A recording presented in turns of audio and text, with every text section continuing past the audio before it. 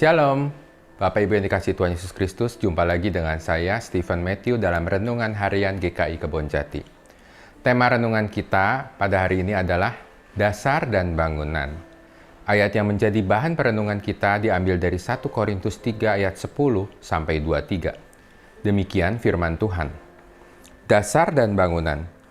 Sesuai dengan kasih karunia Allah yang dianugerahkan kepadaku, aku sebagai seorang ahli bangunan yang cakap telah meletakkan dasar, dan orang lain membangun terus di atasnya. Tetapi tiap-tiap orang harus memperhatikan bagaimana ia harus membangun di atasnya. Karena tidak ada seorang pun yang dapat meletakkan dasar lain daripada dasar yang telah diletakkan, yaitu Yesus Kristus. Entahkah orang membangun di atas dasar ini dengan emas, perak, batu permata, kayu, rumput kering, atau jerami.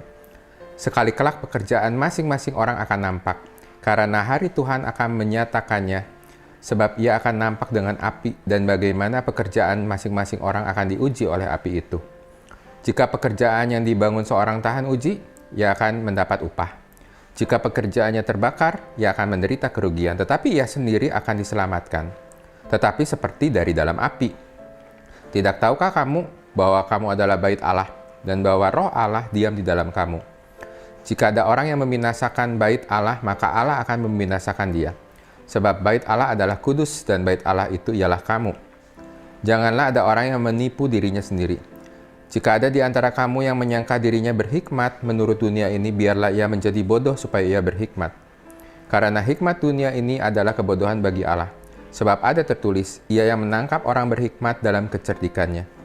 Dan di tempat lain, Tuhan mengetahui rancangan-rancangan orang berhikmat, sesungguhnya semuanya sia-sia belaka. Karena itu, janganlah ada orang yang memegahkan dirinya atas manusia. Sebab segala sesuatu adalah milikmu. Baik Paulus, Apolos maupun Kefas. Baik dunia, hidup maupun mati. Baik waktu sekarang maupun waktu yang akan datang. Semuanya kamu punya. Tetapi kamu adalah milik Kristus, dan Kristus adalah milik Allah. Dalam ayat yang baru kita baca, Paulus menggambarkan jemaat sebagai bangunan bait Allah. Sedangkan Paulus menggambarkan dirinya sendiri sebagai ahli bangunan yang telah meletakkan dasar bangunan. Dasar atau fondasi dari bangunan jemaat Allah ini adalah Yesus Kristus. Dalam Yohanes 1 ayat 14 dinyatakan, firman itu telah menjadi manusia dan diam di antara kita. Jadi, jika dalam 1 Korintus 3 ini Paulus menyatakan dasar dari bangunan jemaat adalah Yesus Kristus, kita bisa memaknainya bahwa dasar dari bangunan jemaat adalah firman Allah. Dalam Matius 7 ayat 24, Tuhan Yesus sendiri berkata, "Setiap orang yang mendengar perkataanku ini dan melakukannya, ia sama dengan orang yang bijaksana, yang mendirikan rumahnya di atas batu." Kehidupan jemaat harus didasarkan pada firman Allah. Artinya, jemaat harus menjadi pelaku firman, bukan hanya menjadi pendengar. Selanjutnya, Paulus menyoroti proses membangun bangunan di atas dasar yang sudah ditetapkan. Paulus menggambarkan pelayanan yang dilakukan jemaat itu seperti aktivitas membangun sebuah bangunan. Ada yang membangun dengan emas, perak, dan batu permata. Namun ada juga yang membangun dengan kayu, rumput kering, dan jerami. Semuanya akan diuji dengan api. Jika pekerjaan kita bertahan melewati ujian api, maka kita akan mendapat upah. Namun jika pekerjaan kita terbakar, maka kita akan menderita kerugian walaupun kita tetap diselamatkan. Apa sih yang dimaksud dengan pekerjaan yang dibangun dengan emas, perak, batu permata versus kayu, rumput kering, dan jerami? Kita bisa meminjam penjelasannya dari ilustrasi yang mirip yang digunakan Paulus dalam 2 Timotius 2 ayat 20. Di sana disebutkan, dalam rumah yang besar bukan hanya terdapat perabot dari emas dan perak, melainkan juga dari kayu dan tanah.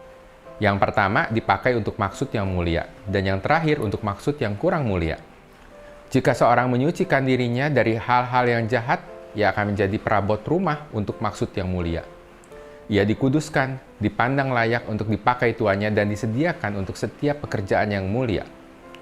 Sebab itu jauhilah nafsu orang muda, kejarlah keadilan, kesetiaan, kasih, dan damai bersama-sama dengan mereka yang berseru kepada Tuhan dengan hati yang murni.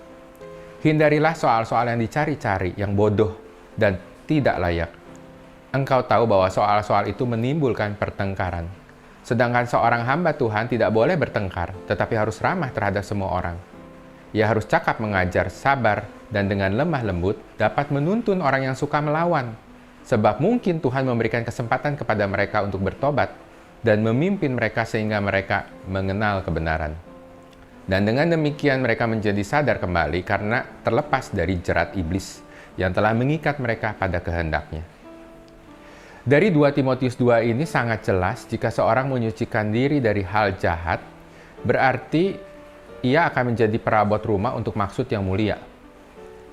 Sejalan dengan penjelasan Paulus dalam 1 Korintus 3 tentang membangun bangunan dengan bahan yang mulia, yaitu emas, perak, dan batu permata. Selanjutnya di ayat 16, Paulus mengingatkan jemaat di Korintus bahwa kamu adalah bait Allah dan roh Allah tinggal di dalam kamu. Jika ada orang yang membinasakan bait Allah, maka Allah akan membinasakan dia. Sebab bait Allah adalah kudus dan bait Allah itu ialah kamu. Membinasakan bait Allah berarti mengusir roh Allah dari hidup seseorang. Pertanyaannya, mungkinkah hal ini dilakukan oleh orang lain? Kecuali jika orang tersebut mengusir roh Allah dari dalam dirinya sendiri. Artinya, menyangkali atau menghujat roh Allah. Markus 3 ayat 29, Tuhan Yesus sendiri menyatakan, tetapi apabila seorang menghujat Roh Kudus, ia tidak mendapat ampun selama-lamanya, melainkan bersalah karena berbuat dosa kekal. Roh Kudus yang ada di dalam hati seorang akan menguasai dan memelihara iman orang tersebut. Jadi, tidak mungkin orang yang sudah menerima Roh Kudus lalu menghujat Roh Kudus yang sudah ada dalam hatinya. Seseorang yang menghujat Roh Kudus berarti memang orang tersebut tidak pernah menerima Roh Kudus masuk dalam hatinya. Dan tentunya orang tersebut bukanlah termasuk umat pilihan yang menerima anugerah keselamatan.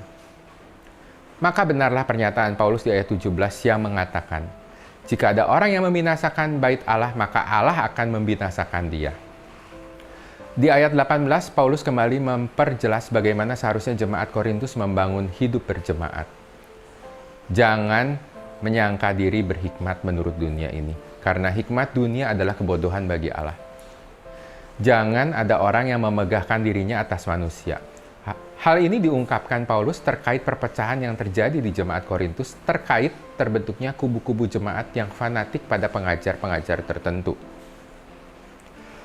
Ada 3 hal penting yang perlu kita cermati dari renungan hari ini. Pertama, kita harus menjadi pelaku firman yang kita dengarkan. Dengan demikian, kita berarti telah menempatkan fondasi yang kuat sebelum membangun kehidupan iman kita. Kedua, kita perlu mengevaluasi bagaimana kita membangun kehidupan iman kita.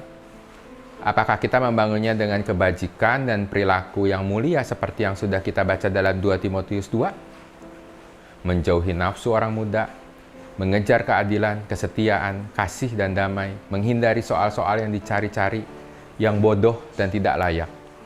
Tidak bertengkar, tetapi harus ramah terhadap semua orang. Cakap mengajar, sabar, dan dengan lemah lembut dapat menuntun orang yang suka melawan. Sebab mungkin Tuhan memberikan kesempatan kepada mereka untuk bertobat dan memimpin mereka sehingga mereka mengenal kebenaran. Yang ketiga, jika kita memang sudah menerima Roh Kudus masuk ke dalam hati kita, maka otomatis Roh Kudus yang ada di dalam diri kita akan memelihara iman dan membimbing kita untuk selalu melakukan hal-hal yang mulia sesuai kehendak Allah. Pertanyaan untuk kita renungkan. Sudahkah kita meletakkan dasar yang kuat dalam membangun kehidupan iman kita? Sudahkah kita menjadi pelaku firman Allah yang kita dengar? Atau jangan-jangan kita belum terbiasa mendengar atau membaca firman Allah? Jangankan menjadi pelaku. Membaca Alkitab saja mungkin kita hanya seminggu sekali saat di gereja.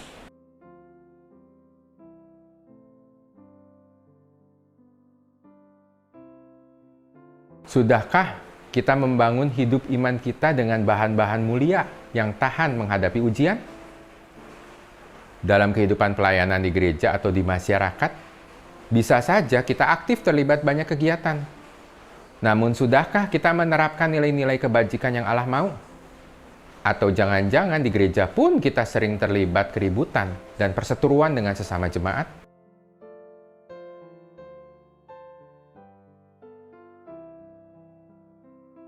Jika dalam hidup di gereja ataupun di tengah masyarakat kita masih banyak terlibat keributan, pertanyaan selanjutnya adalah, apakah kita yakin bahwa Roh Kudus ada di dalam hati kita? Jika relasi kita dengan Tuhan baik, seharusnya relasi kita dengan sesama pun menjadi baik, karena Roh Kudus memampukan kita melakukan tindakan mulia sesuai kehendak Tuhan.